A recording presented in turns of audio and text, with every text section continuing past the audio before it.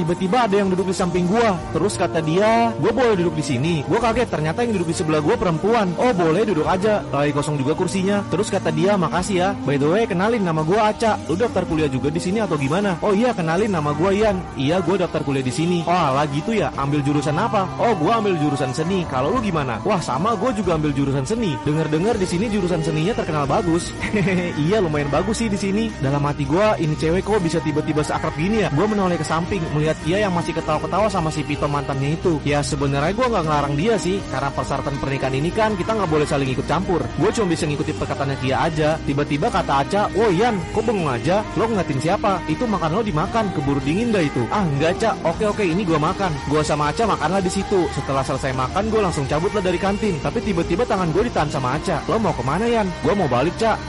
Gua boleh minta sosmed lu yang bisa dihubungin nggak?" Gua langsung kasih lah, "Makasih ya Ian, semoga kita bisa akrab ya." Dalam hati gua, bejir ini cewek kenapa dah? Gua langsung ninggalin Aca begitu aja. Sepanjang koridor kampus, gua melihat orang-orang duduk membaca buku dan ada juga yang ngobrol sama teman-teman mereka. Gak lama gua sampai juga di mobil. Gua nungguin dia buat balik, tapi kenapa dia nggak nongol-nongol juga tuh? Akhirnya gua telepon lah, tapi tiba-tiba yang angkat malah Pito. Kata Pito, "Halo, ini temennya Kia yang tadi ya? Kianya balik sama gua, biar gua antar ya." Gua nggak ngejawab dan langsung mematikan telepon itu. Bisa-bisanya HP Kia dipegang sama orang lain. Nggak mau mikir, gua langsung aja balik ke rumah ninggalin Kia, karena dia bakal diantar pulang sama mantannya itu. Karena Kia bakal diantar pulang sama mantannya itu, jadi gue langsung pulang aja. Di dalam perjalanan gue mikirin Kia terus. Bisa-bisanya dia milih sama mantannya itu daripada sama gue yang suaminya. Tunggu aja di rumah tuh orang, gak bakal gue tegur. Sebelum gue pulang, gue hampir ke tempat mie ayam langganan gue, karena lapar banget. Padahal kan baru makan tadi tuh di kampus. Nah sampai gue di tempat mie ayam, ternyata ada Aca di sana. Terus kata Aca, "Wah Yan, kok bisa lu di sini?" "Iya Ca, di sini tempat langganan mie ayam gue." "Wah sama dong Yan, emang sih di sini enak banget." Gue yang awalnya mau makan di sini tiba-tiba berubah pikiran karena ada Aca. Udah pas dia ngajak ngobrol gue capek banget ngobrol sama Aca. Soalnya banyak banget pertanyaannya. Jadi gue bilang lah ke Aca, "Oke Ca, gue balik duluan ya, soalnya mau makan di rumah aja." "Oh alah okean, gue kira lu makan di tempat." Setelah gue pamitan sama Aca, gue langsung bergegas untuk pulang.